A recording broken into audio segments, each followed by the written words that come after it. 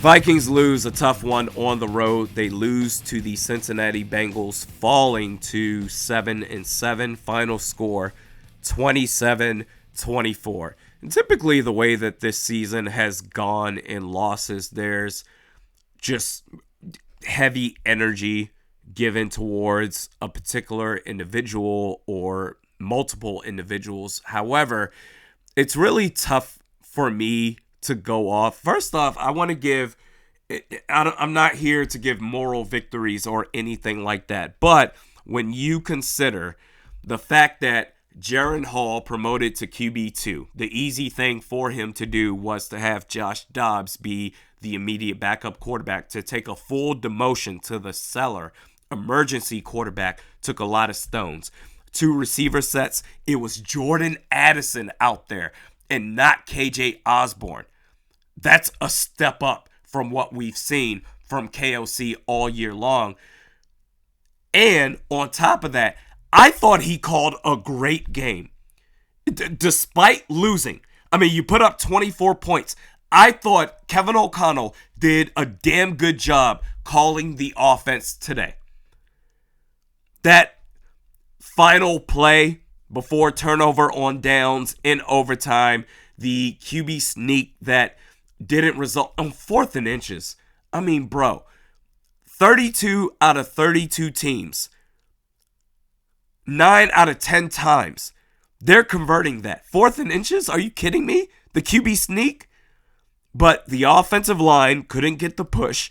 I think Nick Mullins had a weak attempt, and it just didn't work out. That was the right call to make in that situation. You get that. You get a new set of downs. You get a couple of more plays to creep up for a better field goal opportunity to win that game off the leg of Greg Joseph. It didn't work out. KOC, I've been roasting this dude all season long for his conservative game plan, and he did the exact opposite today against the Bengals, albeit in a loss. So I can't look at him and say, oh, bro, I know maybe a couple of people, maybe a portion of Vikings Nation is going after KOC's head, but we got to be fair. I think he did a masterful job. The defense, listen, man, they went, 28 straight possessions without allowing a touchdown. This goes back to not only the Raiders game, but the Bears game. But to give up 21 points in the 4th quarter, that's crazy. Still, I don't even know if I can necessarily blame Brian Flores. Maybe you can, to say, all right, that's soft as hell, weak-ass defense, whatever. I think, honestly, this comes down to the 2 turnovers by Nick Mullins. Nick Mullins, in both situations, throwing interceptions. You were in a spot to at least get a field goal in both cases, in which case this doesn't even go to overtime. You outright win the game in regulation. But those 2 turnovers, that I think that was the main culprit right there. And credit to Nick Mullins, because that was in the first half. Credit to Nick Mullins because he did bounce back after that. And he was very good. But you consider those 2 turnovers, the defense for 3 quarters, they were lights out. The running game, Ty Chandler, there's probably going to be a running back controversy, although there shouldn't be. Ty Chandler, that's the next thing that I'm looking at with KOC.